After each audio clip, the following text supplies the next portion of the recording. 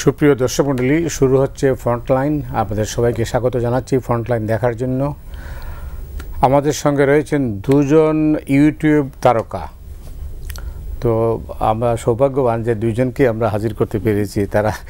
তাদের কাছ থেকে আমরা শুনবো কীভাবে। আসলে আমি কোনো বিষয় দিতে চাই না, কারণ তারা নিজেরাই তো বিষয় ঠিক করেন। মাসুদ কামাল, আপনারা জানেন সবাই তাকে, সিনিয়র সাংবাদিক এবং আলাদা একটা পরিচয় আছে যেটা আমি শুরুতেই বলেছি। এরপরে আছেন ডাক্তার জাহিদুর রহমান।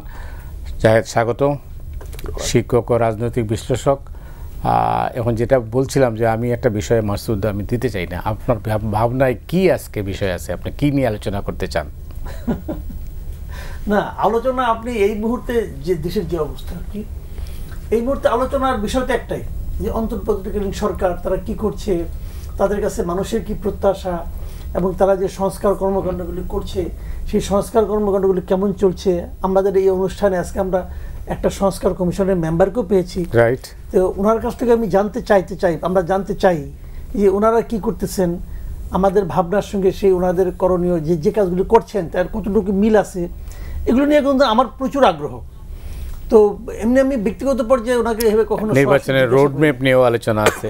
হ্যাঁ, সব এগুলো নিয়ে আছে রোডম্যাপ। আবার আজকে দেখলাম যে প্রধান উপদেষ্টা বণিক বার্তাকে একটা বড় ইন্টারভিউ দিয়েছেন আমাদের দেশীয় মিডিয়ার মধ্যে। এটি বোধহয় দ্বিতীয় মিডিয়া যারা ডেইলি স্টারও আছে আজকে। ডেইলি স্টার আজকে আছে, সেটা আমার চোখে পড়ে নাই। তো এগুলো তো তার মানে উনিও কিন্তু ধীরে ধীরে প্রকাশিত হচ্ছেন। তো এগুলি সব মিলিয়ে কিন্তু আমার মনে হয় যে আগে যেমন একটা আপনার কেমন একটা গোপন ভাব ছিল, ওটা বোধ হয় নাই, এখন ট্রান্সপারেন্ট সবাই হয়ে যাচ্ছে। এটা খুবই পজিটিভ দিক আমাদের সাধারণ মানুষের পক্ষ থেকে। তাই মনে করি এই আলোচনাগুলো হতেই পারে। এবং আপনি যেহেতু উনি উপস্থিত আছেন, এই সুযোগটা আমার ধারণা আমার হয়ে আপনি কি করছেন। মাসুদ কিন্তু বলটা আপনার কোর্টে ঠেলে দিয়েছে। যেটা আর কি জানার আমাদের কৌতূহল, আপনারা কি করছেন নির্বাচন কমিশন, নির্বাচন সংস্কার যে কমিশন, সেই কমিশনের তো আপনি অন্যতম সদস্য। আমরা খুব সিরিয়াসলি কাজ করছি, এটা হলো প্রাথমিক কথা। হ্যাঁ, এবং আমরা খুঁজে দেখার চেষ্টা করছি কোথায় কোথায় খুঁত আছে। একটা কথা খুব সিরিয়াস, সেটা হচ্ছে বাংলাদেশে নির্বাচনী ব্যবস্থা যাবতীয় খুঁত আপনি আইন, বিধিবিধান, ম্যানেজমেন্ট সব খুঁজে বের করার পরও যদি একটা বিষয় আপনি নিশ্চিত না করেন, নির্বাচন হবে না।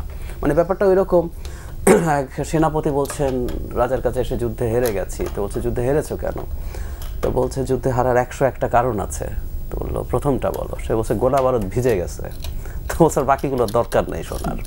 তো ব্যাপারটা এরকম, আমরা সব কিছু করলাম কিন্তু দলীয় সরকারের অধীনে নির্বাচন হলো, ইটস ওয়ার্থলেস। সো আমরা একটা জায়গায়, এটা ইনফ্যাক্ট আমরাও আমাদের জায়গা থেকে এই আলাপ তুলবো, কারণ যেহেতু নির্বাচন সঠিক হওয়ার কথা বলছে, আমরা খুব জরুরিভাবে বলছি যাবতীয় সব কিছুর মূলে আছে আমাদের একটা তত্ত্বাবধায়ক নির্দলীয় সরকার। আচ্ছা, এর বাইরেও কিছু আছে এবং এটা একটা ক্ষেত্রে খুব ইম্পর্টেন্ট। বিশেষ করে জাতীয় নির্বাচনে যদি তত্ত্বাবধায়ক নির্দলীয় সরকার থাকে, তারপরও যে খুব নিখুঁত জিজ্ঞেস, আর এর জায়গায় কিছু ফাইন টিউনিং, আমাদের নির্বাচন কমিশন কিভাবে তৈরি হবে, আমাদের নির্বাচনী ব্যবস্থাপনা কিভাবে হবে, কারা নির্বাচনের ক্ষেত্রে দায়িত্ব পালন করবেন, কিভাবে যতটা সম্ভব সরকার থেকে নির্বাচন কমিশনকে যতটা সম্ভব দূরে কিভাবে নেওয়া যায়, তাকে আরও বেশি ইন্ডিপেন্ডেন্ট কমিশনের মতো করা যায়, এই আলাপ আলোচনাগুলো এটা জরুরি। কারণ হলো স্থানীয় সরকার নির্বাচন তো দলীয় সরকারের অধীনেই হয়, সুতরাং তাকে যথেষ্ট পরিমাণ সক্ষমতা দেয়া, যথেষ্ট পরিমাণ স্বাধীনতা দেয়া, যদি কেউ ফাইট করতে চান যাতে উনি ফাইটটা করতে পারেন, সেই জিনিসটা আমরা ইনশিওর করার চেষ্টা করছি। আর আমরা একটা বড় কাজ করতে চাই এবং আমরা সবচেয়ে প্রায়োরিটির দিকে, ওপরের দিকে আছে, সেটা হলো প্রবাসীদের ভোটার। এটা কাগজে কলমে পোস্টাল ব্যালটে ভোট হতে পারে, কিন্তু এটা আসলে ইনভলভমেন্ট খুব কম ছিল। আমরা এবার এটাকে যতটা সম্ভব সহজ করা যায়, আমরা একটা উল্লেখযোগ্য সংখ্যক প্রবাসীকে আমাদের ভোটিংয়ের আওতায় আনতে চাই।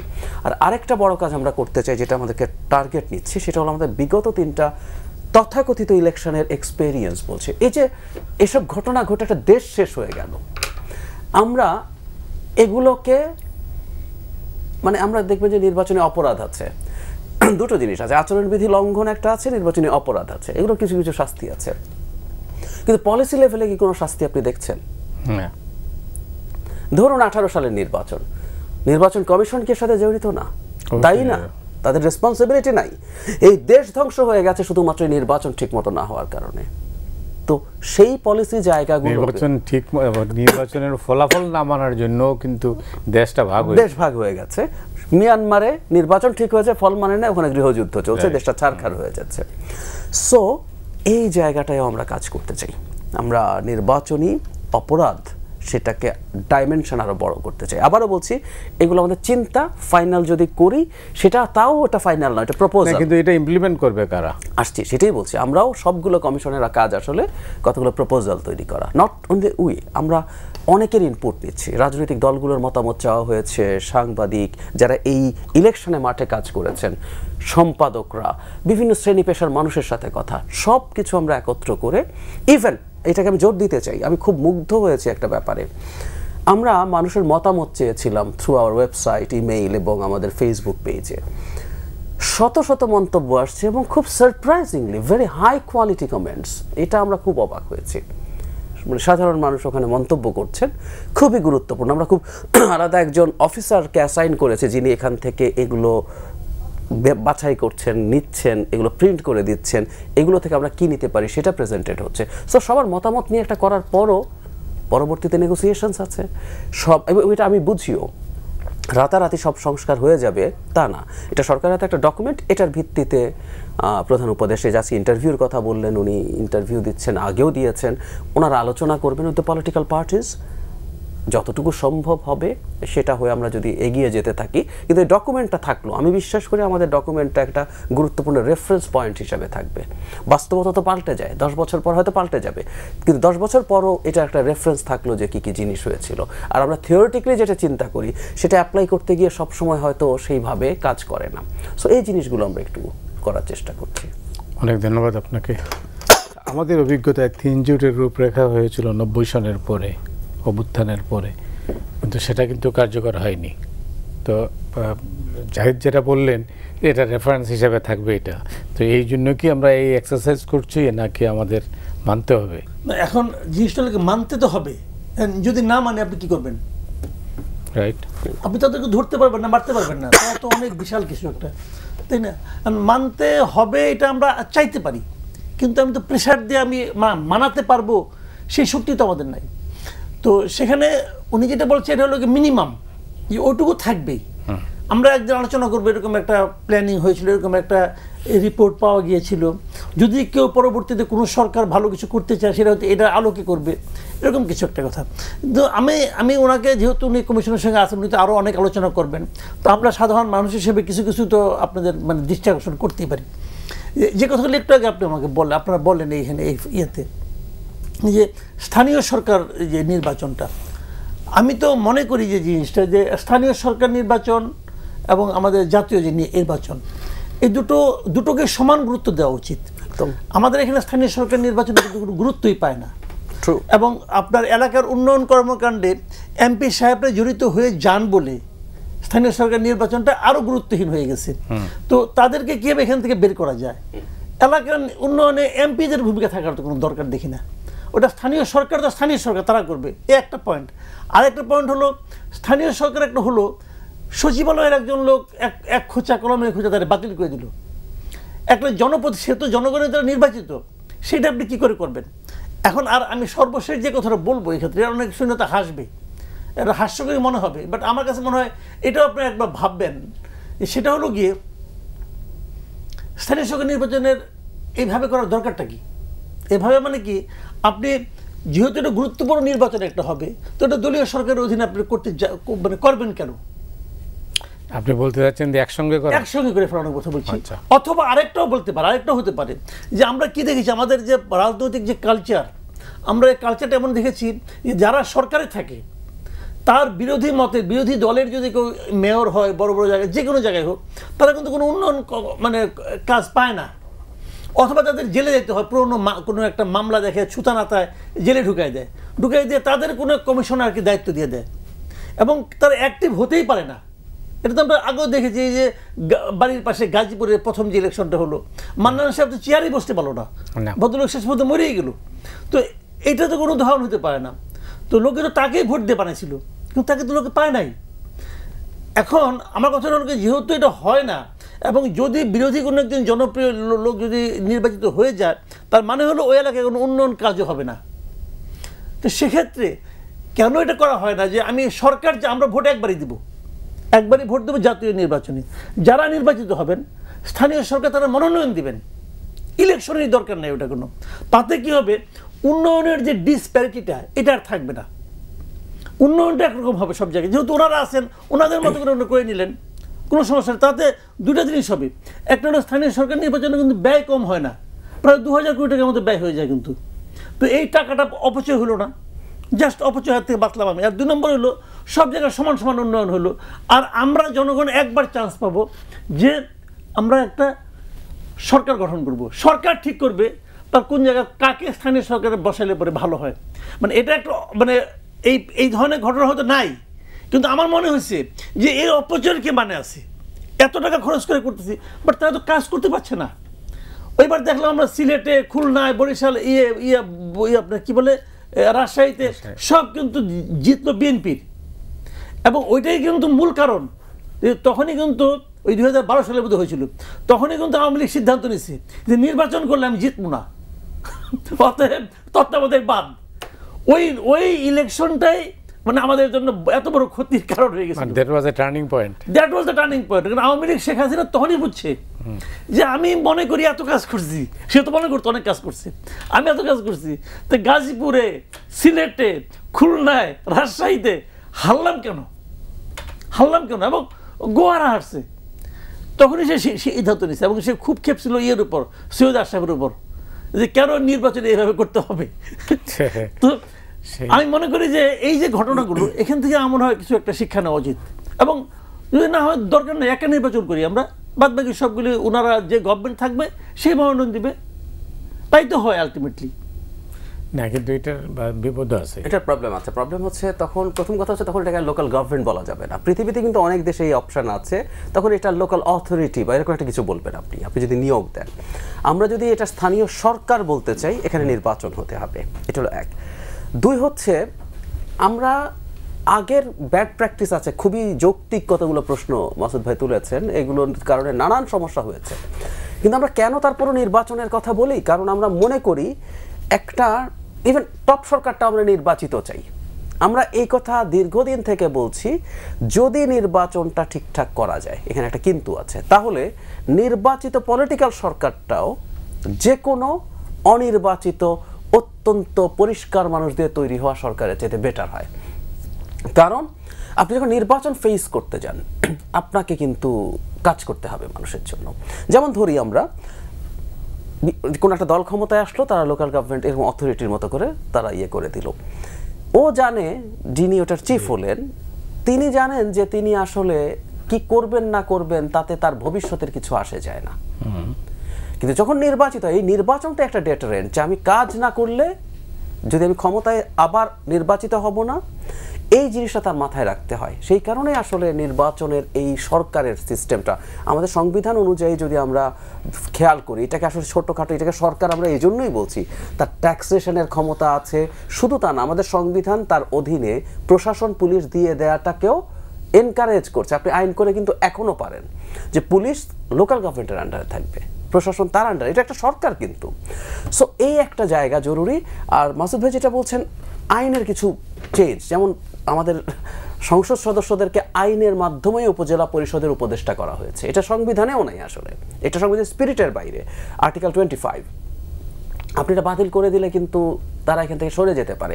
মূল সমস্যাটা হচ্ছে আসলে আপনি সরকার, কোন একটা সরকার এটা চাইছে কিনা, দ্যাট ইজ ভেরি ইম্পর্টেন্ট। আমাদের সমস্যা হচ্ছে সরকারগুলো প্রশাসন মানে এই যে লোকাল গভর্নমেন্টকে করতে পারছে না।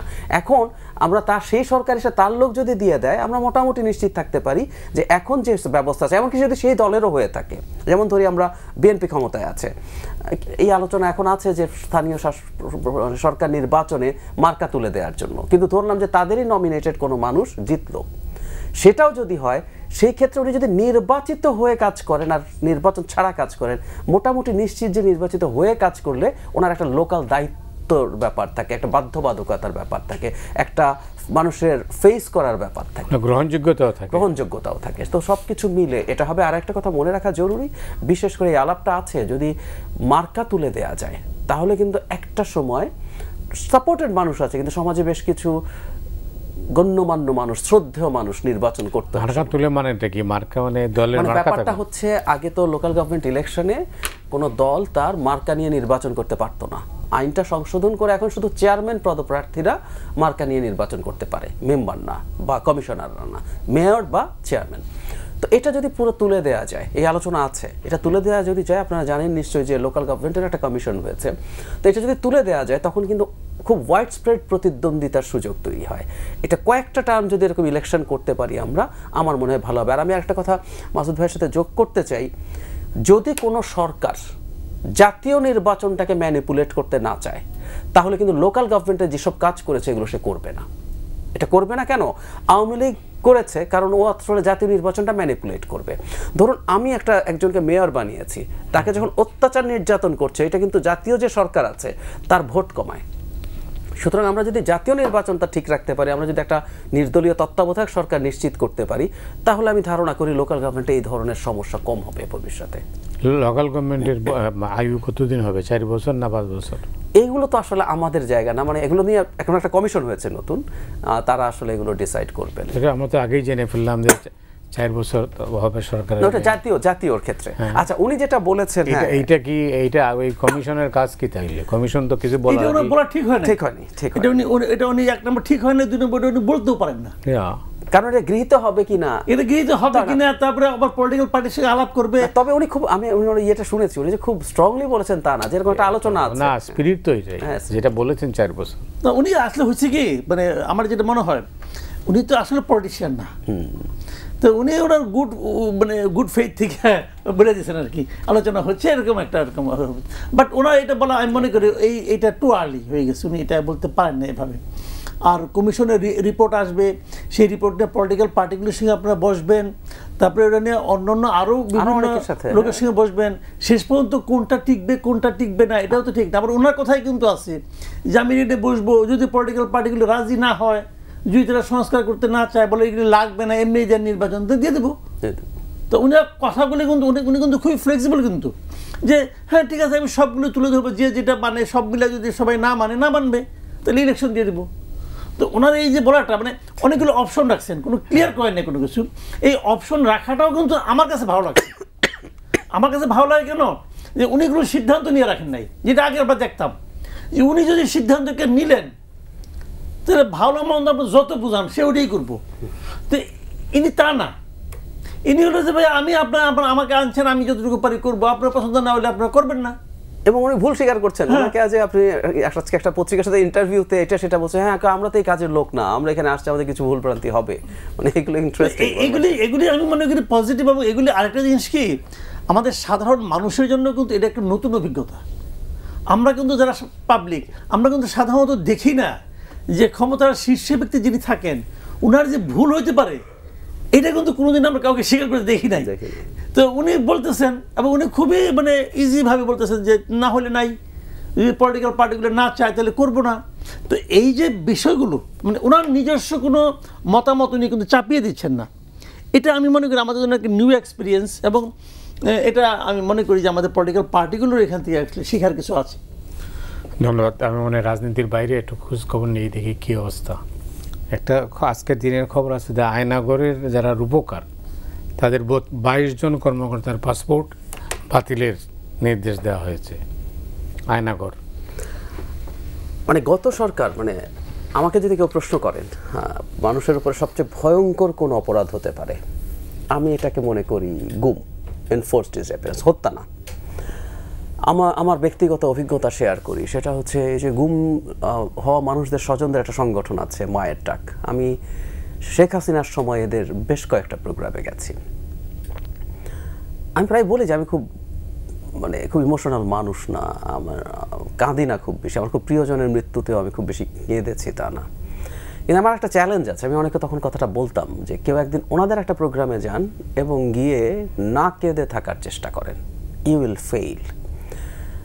মানে কেন মৃত্যু চেয়ে খারাপ? আমরা তো প্রকৃতির কতগুলো নিয়ম আছে আমাদের, আমরা স্বজন হারাই, প্রকৃতির নিয়মেই আমরা আস্তে আস্তে সেই কষ্ট ভুলে যাই, তার জন্য দোয়া করি, তার কবর থাকলে জিয়ারত করি, প্রত্যেকে তার তার ধর্মের মতো করে। আপনি জানেন না আপনার স্বজন কী হয়েছে। আমার কানে এখনো বাজে, একজন মা বলছেন 5 বছর পর তার সন্তান গুম হওয়ার 5 বছর পর বলছেন, এখনো আমি প্রতিটা বেল শুনলে ভেতরে কেঁপে উঠি যে উনি দরজা খুললে হয়তো দেখবেন তার ছেলে দাঁড়িয়ে আছে। মানে একটা মানুষের এর চেয়ে বড় ডিজাস্টার হতে পারে না। আমি একজন স্ত্রী কথা বলছেন এরকম আমার মনে পড়ে, যিনি তার হাজব্যান্ডের টাকা ছিল, মানে এখন আর শোক না, এখন প্রয়োজন এসে দাঁড়িয়েছে, ব্যাংকে টাকা ছিল, কিন্তু আমাদের নিয়ম হচ্ছে গুম বা নিরুদ্দেশ হওয়ার 7 বছর পার না হলে, এর সময় আমি ওখানে বসে বসে জানলাম আপনি নমিনি অ্যাকাউন্ট অপারেট করতে পারবে না। সো 7 বছর উনি গুনছেন, কবে 7 বছর হবে, মানে এখন উনি গেছেন, তার চেয়ে ওনার তো সংসার চলছে না, উনি ওনার বাচ্চা কাচ্চাকে নিয়ে পানিতে পড়ে গেছেন। সো ওনাকে ওই 7 বছরের অপেক্ষা করছেন, কোন দিন 7 বছর হবে, so that I can claim উনি নমিনি, সেদিন এটা অপারেট করতে পারবে। মানে বিচিত্র সব মর্মান্তিক গল্প। সো এর চেয়ে বড় কোনো অপরাধ আমাদের দেশে হয় নাই। আমি হত্যাকেও বলছি এর চাইতে কম অপরাধ, একটা হত্যার ইম্প্যাক্ট এর চেয়ে কম হয়। এদের পাসপোর্ট এখন আসছি বাতিলের পরের স্টেপটা কি? পরের স্টেপ হচ্ছে বাতিল, মানে হচ্ছে যে তাদেরকে যারা যাতে অন্তত পালিয়ে যেতে না পারে, এবং আমরা আশা করব অ্যাজ আর্লি অ্যাজ পসিবল এদের সাথে জড়িত মানুষগুলোকে আইডেন্টিফাই করবে, মানুষের সামনে কিন্তু শুধু করা না, দেখানো হবে যে দিস আর দ্য পিপল, এবং যেটা সবচেয়ে জরুরি, আমরা আবার প্রত্যেকের জন্য ন্যায় বিচার নিশ্চিত করতে চাই, একটা জেনুইন ট্রায়ালের মধ্য দিয়ে তাদের বিচার হওয়া। এবং এই সরকারের এই একটা ব্যাপারে খুব চমৎকার কতগুলো স্টেপস আমি প্রশংসা করতেই হবে।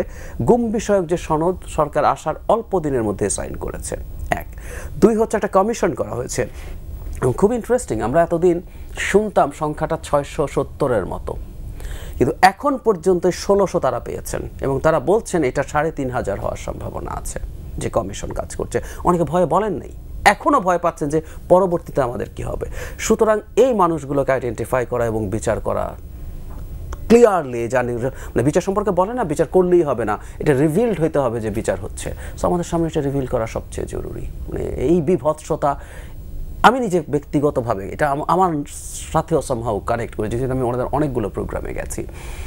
তো মানে বুঝুন, একজন স্ত্রী বলছেন সরকারি বিভিন্ন অফিসে যান, আমি কোনো একটা জায়গায় রেখেছি, আমি আক্ষরিকভাবে পড়ে দেখাতে পারতাম, বললাম আমরা বিভিন্ন দরজায় দরজায় ঘুরি, আমাদেরকে বিদ্রুপ করেন, চেয়ারে দোল খেতে খেতে বলেন আপনার স্বামী তো মনে হয় আরেকটা বিয়ে করে অন্য কোথাও চলে গেছে, এই রকম কথা আপনি শুনছেন। সো বিভৎসতা, অসভ্যতা, বর্বরতার কোনো সীমা ছিল না এদেরকে নিয়ে। সো এইসব বর্বরকে বিচারাধ করতে হবে, এবং এই বর্বরের যিনি চিফ শেখ হাসিনা, এগুলো প্রত্যেকটা ক্রাইম অ্যাগেনস্ট হিউম্যানিটি, মানবতা বিরোধী অপরাধ, তাকে সহ প্রত্যেককে দৃষ্টান্তমূলক বিচার। অনেক ধন্যবাদ। কি মাসুদ? না, এটা না, আমি সব কথাই উনি মোটামুটি বলেছেন। আমি এখানে আরেকটা কথা বলি, যে এই আয়না ঘর নিয়ে যে আলোচনাগুলি হলো, আমি শুনলাম, মাঝখানে দেখলামও, আয়না ঘরের সেই আলামতগুলি নাকি নষ্ট করে ফেলা হচ্ছে, এবং কোথায় ঘরটা ছিল, কে বানিয়েছিল, অথবা ঘরের মধ্যে অনেকে নাকি নানা রকম কথা লিখে রেখেছিল যারা নাকি বন্দী ছিলেন, এইগুলো নাকি এখন নষ্ট করে ফেলা হয়েছে। তো আমার এটাও জানার খুব আগ্রহ, এটা নষ্ট করে ফেলা হলো কেন? এটা তো একটা ইতিহাস, তাই না? আমাদের এই দেশে একটা এত বড় একটা ঘটনা ঘটেছে, মানুষ তো একসময় জানতে চাইবে যে এগুলো আসলে কীভাবে কী হয়েছে, এবং সেখানে ওই এক একটা শব্দ যারা লিখেছে ওখানে অন্ধকারের মধ্যে বসে বসে, ওইটাও তো একটা মানে পার্ট অফ হিস্ট্রি আমাদের। তো এটা নষ্ট করা হলো কেন? এবং এই নষ্টের জন্য যিনি দায়ী, আমি ধরেই নিতে পারি তিনি এই ঘরগুলো ক্রিয়েশনের সময় তার একটা ভূমিকা ছিল, তা নাহলে নষ্ট করার ক্ষেত্রে তারা তো আগ্রহ কেন? একটা কারণ তো থাকবে মিনিমাম। তো ওরা তো এখনও দায়িত্বেই আছে হয়তো বা, অথবা নাই, আমি জানি না। তো তাদেরকেও কিন্তু আওতায় আনতে হবে যে কেন এটা হলো, এবং এটা এটা এটা এটা গভর্নমেন্ট শুরুর থেকে এটা করতে পারতো। প্রথমত বলো নাই, তখন তো আমরা প্রথমে দেখলাম, তখন থেকে বেরিয়ে আসলো মীর কাসিম আলী সাহেবের ছেলে বেরিয়ে আসলেন, গোলাম আজম সাহেবের ছেলে বেরিয়ে আসলেন। তো ওনারা তো বেরিয়ে আসলেন না ভাই, ওনারা তো নিজে লুকিয়েছিলেন না। তো তখন তো তাৎক্ষণিক ব্যবস্থাগুলি নেওয়ার উচিত ছিল, আমি মনে করি, যে কোথায় ছিল, কিভাবে ছিল, কারা নিয়ে গেছিল, কারা ওনাদেরকে বের করে দিল, এবং কেন কীভাবে বের, এবং যখন তাদের বের করে দেয় তারাও কিন্তু ওনাদের সঙ্গে যে খুব ভালো ব্যবহার করেছে তা কিন্তু আমরা শুনিনি। যিনি রাস্তায় নামিয়ে দিলেন ওনাদেরকে, তারা যে খুব ভালো ব্যবহার করেছে তা কিন্তু শুনিনি আমরা, এবং তাদের কাছে আচরণগুলি, এটা কেন, কারা, তো এইটা জানা দরকার। এরা তো এই দেশেরই নাগরিক, এরা তো এই দেশেরই মানুষ, এবং তারা তো এখন এই দেশেই আছে, হয়তো আরও গুরুত্বপূর্ণ কোনো জায়গায় আছে, নাকি কোথায় আছে, নাকি তারাও মানে বিচারের আওতায় আনা হচ্ছে। এই বিষয়গুলো কিন্তু আমি মনে করি খুবই জরুরি, খুবই জরুরি। এগুলি মানে মানুষের জীবন তো ছারখার করে দেওয়া তো, মানে একটা মানুষকে মানে সে জানে না তার হাজব্যান্ড মারা গেছে কিনা, তার বাবা মারা গেছে কিনা, এর চেয়ে ভয়ঙ্কর তার কিছু হয় না।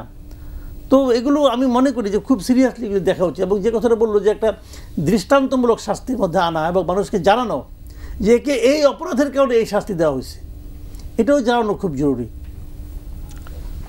তাহলে আপনার যেটা বলছি যে সরকার তো মানে বিচারের উদ্যোগ নিচ্ছেন বলেই মনে হচ্ছে, তার কারণ যেহেতু প্রাথমিক স্টেপ হচ্ছে তারা যদি বিদেশে যেতে না পারেন পাসপোর্ট বাতিল, পরের স্টেপ এটা খুব ভালো পদক্ষেপ, বাট 3 মাস তো একটু দেরি হয়ে গেছে, এর মধ্যে অনেকে চলেও গেছে, নিশ্চিত থাকেন চলে গেছে। আমি মনে হয় আমি আরেকটা জিনিস একটু যোগ করতে চাই, সেটা হলো আমরা তো এতদিন বাইরে যারা আছেন তাদেরকে দেখতাম, অন্তত 2জনের কথা বললেন, জনাব আজমির, মীর কাসেম আলীর ছেলে এবং মাইকেল চাকমা, মানে তাদের যে টেস্টিমনি, তাদেরকে যেভাবে রাখা হয়েছে, মানে আপনি 5 বছর 7 বছর এইভাবে আপনার জীবন কেটেছে, মানে কি পরিমাণ নির্মম, কি পরিমাণ বর্বর কোনো মানুষ হতে পারে যে আপনি এই কাজগুলো করতে পারেন। মানে খুব বেসিক যে কথা আছে, আমরা যে আলাপগুলো এখন খুবই ইউটোপিয়ান মনে হয়, যে হিউম্যান ডিগনিটি, আমরা মানবিক মর্যাদা লিখেছি, এটা তো এসছে universal declaration of human rights থেকে, যে আপনি জাস্ট মানুষ, আপনি পৃথিবীর ভয়ঙ্করতম ক্রিমিনালও যদি হয়ে থাকেন, আপনি জাস্ট মানুষ হিসাবে আপনি কতগুলো রাইটে এন্টাইটেলড। মানুষ, ওটা একটা অ্যানিম্যালকেও আপনি এভাবে রাখতে পারেন না, আজকের পৃথিবীতে এগুলো নিয়েও আলাপ আছে। সো মানে আপনি ভাবেন এরা যে বাইরে বেঁধে আসছে, যে সংসার তছনছ হয়ে গেছে। আজমির সাহেবের কথা ভাবেন আপনি, সংসার তছনছ হয়ে গেছে, কিন্তু মানে টানা 8 বছর একটা মানুষ থেকেও নেই। হ্যাঁ, উনি আসার 1 বছর আগে ওনার সংসার হয়ে গেছে। তো এখন মানুষ ওয়েট করবে কতদিন? তো এগুলি তো মনে করেন আপনার কত ভয়ঙ্কর ব্যাপার, ভাবতে পারেন আপনি যে আমি কী রেখে গেলাম, সে কী। এবং এর জন্য যারা দায়ী, আজমির সাহেব একটা ইন্টারভিউ দিয়েছিলেন মাঝখানে, আমরা দেখছিলাম মুক্তি পাওয়ার পরে, ওনাকে অনেকে এটা নিয়ে ওনার মানে না রকম অনেক কথা বলেছেন, যাই হোক, কিন্তু তারা একটা কথা ভাবে না যে এই এতগুলি বছর যদি আপনাকে একদম সলিটারি ভাবে এক জায়গায় রাখা হতো, আপনি তো পাগল হয়ে যেতেন ভাই, আপনি তো পাগল হয়ে যেতেন। তো উনি তো কথা বলতে পারতেছেন। তো এইগুলি মানে বুঝতে হবে, একটা মানুষকে আমরা এতটা টর্চার করার পর তারপর তাকে আমরা কি দিচ্ছি? আপনি বলেন তো, ওনাকে আপনি কি দিচ্ছেন? এই সমাজের একজন লোক হিসেবে ওনাকে আপনি কি দিয়েছেন বলেন?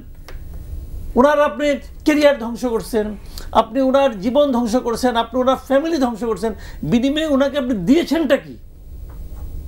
এখন উনি যখন আসছে কথা বলতেছে, তখন আপনি নীতি নিয়ে পড়ছেন ওনার প্রত্যেকটা কথা মাপার জন্য। এটা হইল রে ভাই? না, আওয়ামী লীগের মতো একটা রাজনৈতিক দলের কাছে কি আমরা এটা আশা করেছিলাম? আওয়ামী লীগ না এই সমস্ত কাজ যখন করছে, তখন এটাকে আপনি কি পলিটিক্যাল পার্টি বলেন? No way, no way. এটা কি পলিটিক্যাল? শেখ হাসিনা যে আচরণটা করছে, এটা কি পলিটিক্যাল পার্টির লিডারের মতো আচরণ করছে? শেখ হাসিনাকে আমার মাঝে মাঝে মনে হয় যে আসলে এটা মানুষই ছিল না। এবং উনি, আমি বলি একটা কথা, উনি আসলে আমাদের এই দেশে এই জাতিটাকে উনি ঘৃণা করতেন। উনি মনে করতেন ওনার পিতা এবং ভাই বোনের মৃত্যুর জন্য, ভাইদের মৃত্যুর জন্য এই জাতি দায়ী। উনি জাতিকে ব্লেম দিতেন এবং তার উনি প্রতিশোধ দিতেন। এই জাতিকে নানাভাবে অপমান করে, তুচ্ছ-তাচ্ছিল্য করে, এবং ওনার দলের লোকদেরকে উনি অপমান করতেন। উনি কাকে অপমান করেন না বলেন তো আপনি? কাকে অপমান করেন না উনি? এবং উনি এই দেশকে ভালোবাসতেন না, তার বড় প্রমাণটা কি?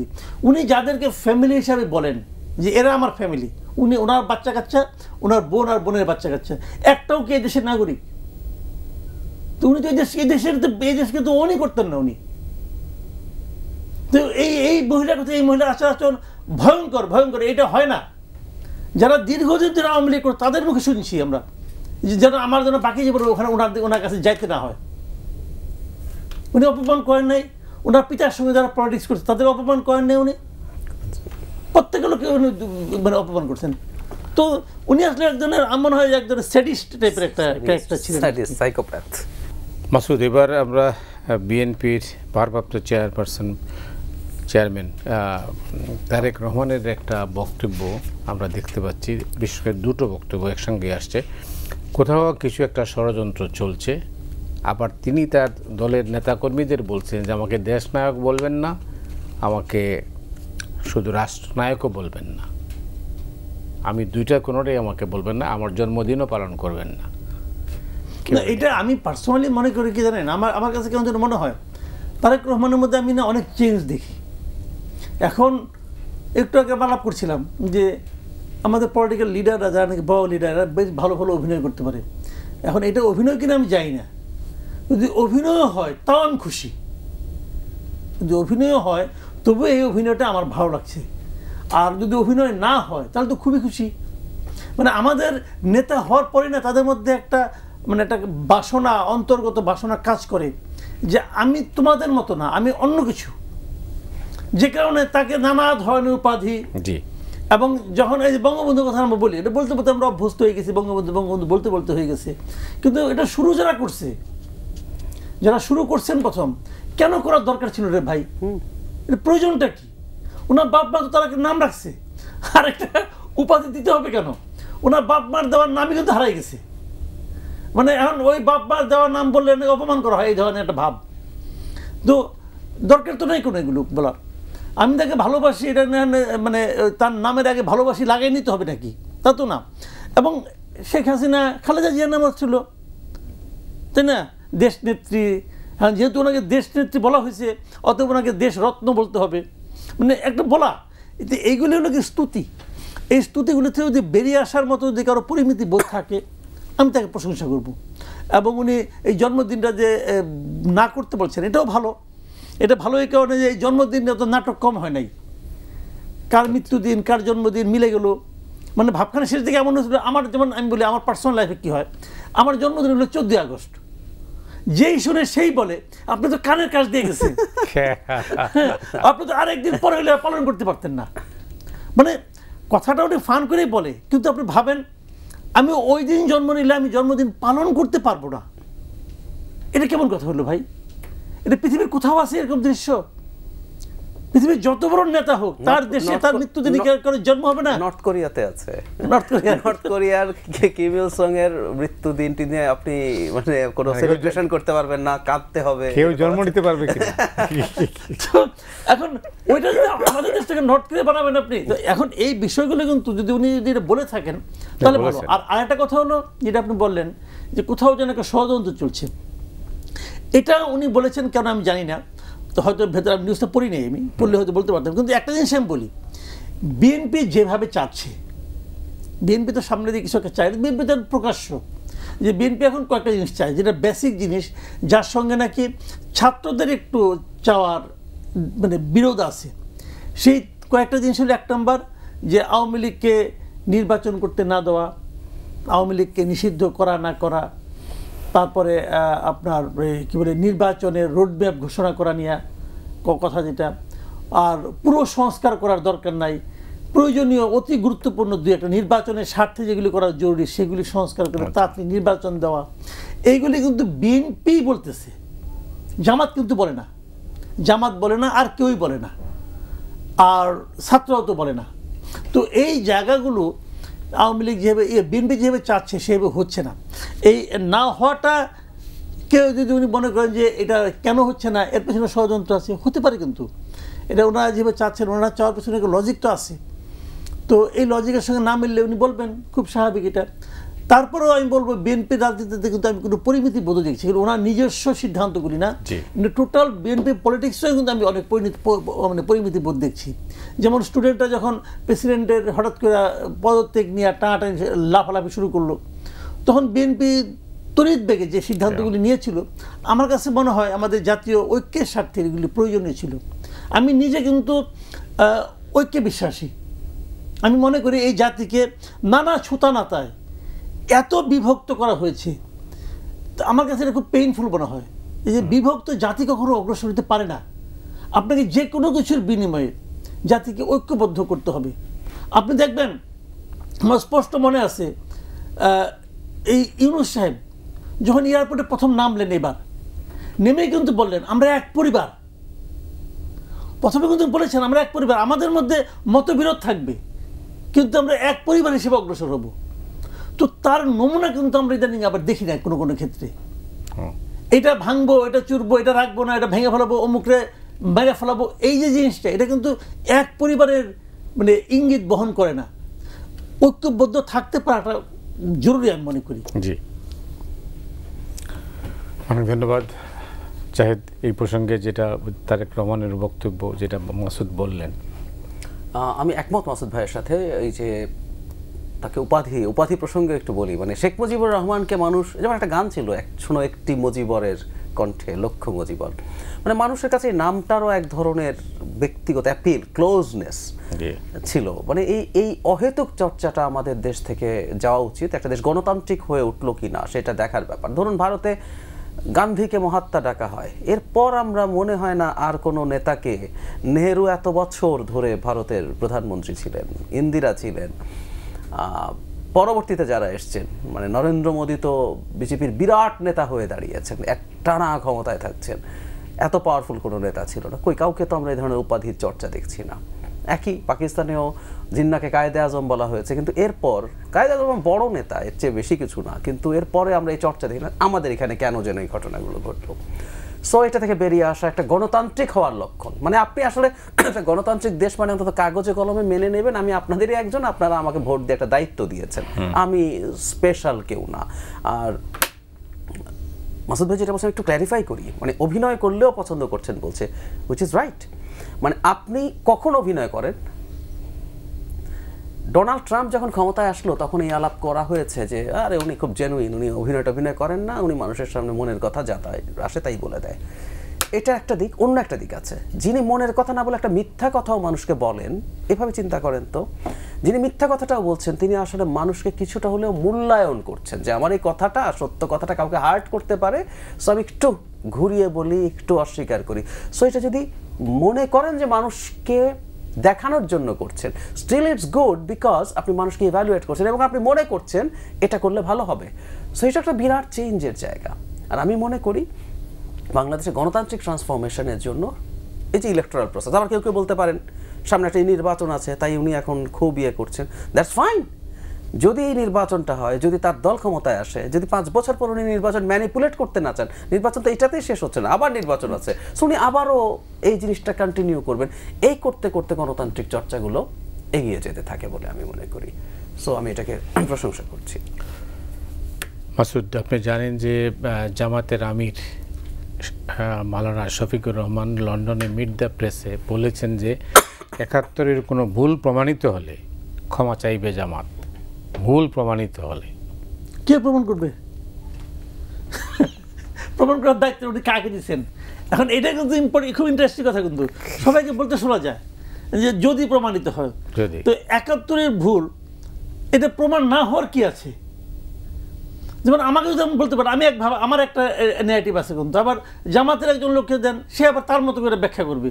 এখন আপনি বলতে পারেন যে ওই সময় জামাত যা করেছে এটা তাদের দলীয় সিদ্ধান্ত ছিল, তারা দলীয়ভাবে মনে করেছে তারা ওই রাষ্ট্রের পক্ষে থাকবে, পাকিস্তান রাষ্ট্রের পক্ষে থাকবে, তারা এই সিদ্ধান্তটা তারা নিয়েছে, তারা সেই অনুযায়ী কাজ করছে। এখন ওই সিদ্ধান্তটা যদি ভুল না হতো, তাহলে তারা বাংলাদেশের অস্তিত্ব স্বীকার করলো করো। এখন কি তারা বাংলাদেশকে অস্বীকার করে? অস্বীকার তো করে না। তার মানে কি তারা ওই ৭১-এর ১৬ই ডিসেম্বর পর্যন্ত তারা কি বাংলাদেশকে স্বীকার করেছিল? করেনি তো। তাহলে তখন তাদের দলীয় সিদ্ধান্ত ছিল পাকিস্তানের পক্ষে, পাকিস্তানের ঐক্যবদ্ধ পাকিস্তান থাকার পক্ষে। তাহলে ওই সিদ্ধান্তটা একটা যুদ্ধের মাধ্যমে, পাকিস্তানি সেনাবাহিনী আত্মসমর্পণের মাধ্যমে ভুল প্রমাণিত হয়েছে। তাহলে ভুল প্রমাণ করা, নতুন করে প্রমাণ করা কি আছে আমি কিন্তু বুঝতে পারছি না। ওনারা ওই সিদ্ধান্তটা ভুল ছিল, এখন উনি যদি বলেন না ওইটা ছিল পাকিস্তান জামাত ইসলাম, এটা তো বাংলাদেশ জামাত ইসলাম, বাংলাদেশ, যদি বলেন তাহলে ঠিক আছে, তাহলে বাংলাদেশের পর থেকে ওনারা কোনো ভুল করেন নাই। কিন্তু ওনারা তো ওই জামাতেরই ধারাবাহিকতা। জামাত কিন্তু নতুন করে বাংলাদেশ আমলে কিন্তু হয় নাই, ঘটেছে। যদিও ৭৮-এর পরে জিয়াউর রহমান আমলে হয়েছে, আব্বাস আলী খান টান দিয়ে স্টার্ট করছে, আপনার তো মনে আছে। তো ওইটাই কিন্তু মূল না, এটা কিন্তু ওটারই ধারাবাহিকতা। এবং যে কারণে তারা কিন্তু বলতো যে কমিউনিস্ট পার্টি অফ বাংলাদেশের মতো তারা বলতো কিন্তু জামাতে ইসলাম বাংলাদেশ। হ্যাঁ, তো বাংলাদেশটা ইদানিং নিয়ে আসছে চেঞ্জ করে, আগে তো জামাত ইসলাম বাংলাদেশ ছিল। তো তারা তো ওটাই ধারাবাহিকতা। কাজেই পাকিস্তান আমলে জামাত নামে সংগঠনটা যা করেছে, এই বাংলাদেশে জামাত ইসলাম তারই ধারাবাহিকতার মধ্যে আছে। তাদের আদর্শিক নেতা বলেন, তাদের আদর্শগত চিন্তা বলেন, সব একই আছে, একইভাবে। দেশটা ভিন্ন, কাজে ওই সময়ে তাদের ৭১-এ তারা ভুল করেছে, এটা প্রমাণিত। এখন আমি প্রমাণ করলাম, ওনাদের আরেক বিশেষজ্ঞ আরেক ব্যাখ্যা দিবে, তো ওনাকে আগে বলতে হবে আমি কার ব্যাখ্যাটা গ্রহণ করব, তাই না? কাজে ক্ষমা চাইলে সমস্যাটা, আমি একটা জিনিস বুঝি না, ক্ষমা চাইলে সমস্যাটা কি? ভাই ভুল তো আমি করেছি, ক্ষমা চান। আমি এই জিনিসটা এখনও দেখি, বুঝছেন, এটা হলো কি আমাদের পলিটিক্যাল কালচারের মধ্যে নাই। এটা আওয়ামী লীগের অনেক লোকের সঙ্গে আলাপ করে দেখছি, তারা ক্ষমা চাবে না, তারা নাকি ভুল করে নাই। এখনও অনেক এটাকে দেখি, তারা বলার চেষ্টা করে যে ওই সময় কী হয়েছিল, মানে পুরা জিনিসটাই যে এই যে জুলাই আগস্টে যেটা হয়েছে এটা নাকি বানানো। তো এখন যারা এই জগতে বাস করে তো তাদেরকে আপনি কেমনি বুঝাবেন? আমি তো মনে করি যে জিনিসটা অনেক সময় বাম পার্টিগুলির মধ্যে কিন্তু আছে, ওরা কিন্তু আত্মসমালোচনা করে এবং বলে আমাদের সিদ্ধান্ত ভুল ছিল, অমুক ছিল, তমুক ছিল। না, বাম ছাড়াও জাসদ যদিও বামই ছিল, ৭৪ সনে কিন্তু তারা স্বীকার করেছে তাদের অ্যাক্টিভিটিস ভুল ছিল। আমার কথা হলো মানুষ তো ভাই, আপনি ফেরেশতা তো না, রাইট? স্বীকার করেন না কেন? আমি তো মনে করি আওয়ামী লীগের স্বীকার করা উচিত, আওয়ামী লীগের স্বীকার করা উচিত, বিএনপিরও স্বীকার করে। যেমন বিএনপির আরেক প্রমাণ যখন বলে যে আমার জন্মদিন পালন করবেন না, আবার খালেদা জিয়া শেষ দিকে এসে তার জন্মদিন পালন করতে না করছে না, না তো করছে রে ভাই, এটা স্বীকারই এক ধরনের, যে তোমরা যে আগে যে করছো ঠিক করো নাই, পালন করো না। তারা কেমন বলতেছে আমাকে দেশ নায়ক বলো না, তার মানে কি তার মাকে যে দেশ নেত্রী বলে, এটা নিজেরটা না করার মাধ্যমে কিন্তু সে ওইটাও স্বীকার করলো, এটা ঠিক হয় না করা। তো স্বীকার করতে তো কোনো সমস্যা নাই, মানুষ তো, আমি ভুল হইতে পারে না, ভুল হইতে পারে, কারণ এটা প্রমাণের অপেক্ষায় থাকে। তো ভাই সবচেয়ে বড় প্রমাণ তো আপনি নিজে করবেন ৫৩ বছর পরে, হোক ৫৩ বছর পরে। এখানে খুব ইন্টারেস্টিং একটা ডিবেট আছে, আমি এটা নিয়ে একটু রাদাল বলি। সেটা হচ্ছে যুদ্ধের দুটো দিক ছিল। ৭১ সালে আপনি যুদ্ধ শুরু হওয়ার আগে পলিটিক্যালি বলতে পারতেন যে আমরা স্বাধীনতা ঘোষণা করব না, আমি চাই পাকিস্তান এক থাকুক। আপনি রাজনীতিক এই চিন্তা হতে পারে, বাংলাদেশ ভারতের প্রদেশ হয়ে যাবে, এরকম একটা আলোচনা শুরু হলো। আপনি পলিটিক্যালি এটা বলতে পারেন, কথার কথা, আপনি মানবেন না বা মানবেন। আরেকটা হচ্ছে যুদ্ধাপরাধ বা মানবতা বিরোধী অপরাধ। এই যুদ্ধের সময় জামায়াতের দল হিসাবে এর মধ্যে ইনভলভমেন্ট আছে কিনা, এটার কিন্তু আবার ক্ষমা নেই, এগুলো ক্রিমিনাল অফেন্স, ওটা আমরা সরিয়ে ফেলবো। ক্রিমিনাল অফেন্সের কোনো ক্ষমা হয় না, এবং পৃথিবীতে সবচেয়ে বড় কোনো অপরাধ যদি থাকে সেগুলো হচ্ছে ওয়ার ক্রাইম এবং ক্রাইম এগেনস্ট হিউম্যানিটি। এর চেয়ে বড় কোনো অপরাধ না। এটা যুদ্ধের মতো ডিজাস্টারাস সিচুয়েশন আপনি সুযোগ নিচ্ছেন অপরাধ করার জন্য, ওটা বাদ। কিন্তু জামাতের পলিটিক্যাল অবস্থানটাও কি সঠিক, আমি এবার সেইটায় আসি। ধরুন ওনারা এটাকে স্বীকার করেন, ওনারা মনে করেন পাকিস্তান ইউনিফাইড থাকা উচিত, ওয়েল অ্যান্ড গুড। এবং ভারতের সাহায্যে স্বাধীন হওয়াটা ওনারা মনে করেছেন আমাদের স্বাধীনতার জন্য ঝুঁকিপূর্ণ হবে, ভবিষ্যতে আমরা ভারতের করদ রাজ্যে পরিণত হব, মেনে নিলাম। ৭১ সালের 25 মার্চ রাত থেকে যা শুরু হলো, এর পরবর্তীতে আমাদের এখানে যে জেনোসাইড হলো, এরপরও আপনি ওদের সাথে থাকার কথা আর কিভাবে পলিটিক্যালিও ভাবেন? আমি ধরে নিলাম জামাত কোনো ক্রাইম এগেনস্ট হিউম্যানিটি করে নাই, ওয়ার ক্রাইম করে, তাত্ত্বিকভাবে ধরে নিলাম, কিন্তু আপনি নৈতিকভাবে বা রাজনৈতিকভাবে ওই পাকিস্তানের পক্ষে কিভাবে থাকেন যে পাকিস্তান এই বিভৎসতা ঘটাচ্ছে আমাদের মাটিতে? ওটা আপনি পলিটিক্যালিও পারেন না। এইটুকুও অন্তত আপনার ভুল তো স্বীকার করার জায়গা ছিল। আসলে কি হয়েছে, আমি এই ভুল না স্বীকার করার সাথে ফ্যাসিজমের একটা সম্পর্ক পাই। কেন বলছি? গণতন্ত্র হলে না ক্ষমা চাওয়া হয়। আচ্ছা, এই যে ডক্টর ইউনূস ক্ষমা চেয়েছে, আপনি ভোট নেন তো, এটা যদি দেখে, উনি প্রায় বলছেন, আগে একটা ইন্টারভিউতে জিজ্ঞেস করছে আপনাদের মাঝে মাঝে সিদ্ধান্ত দেখি, প্রথম আলোর সাথে মতিউর রহমান সাহেবের সাথে, আপনাদের এই করছেন, আবার হলো হ্যাঁ আমরা করার পর যদি দেখি যে না এটা ভুল, মানুষ সমালোচনা করছে, আমরা তারপর চেক করি যে সমালোচনাটা ঠিক আছে কিনা, যখন বুঝি যে হ্যাঁ আমরা ভুল করছি আমরা চেঞ্জ করে ফেলি। এই কথাটা আপনি মানুষের কাছে ভোট নেন তো, এতে ডক্টর ইউনূস ছোট হয়েছে না বড় হয়েছে? ডক্টর ইউনূস বড় হয়েছে। সো আপনি যখন মানুষকে খুশি করতে চান ক্ষমা চাইবেন।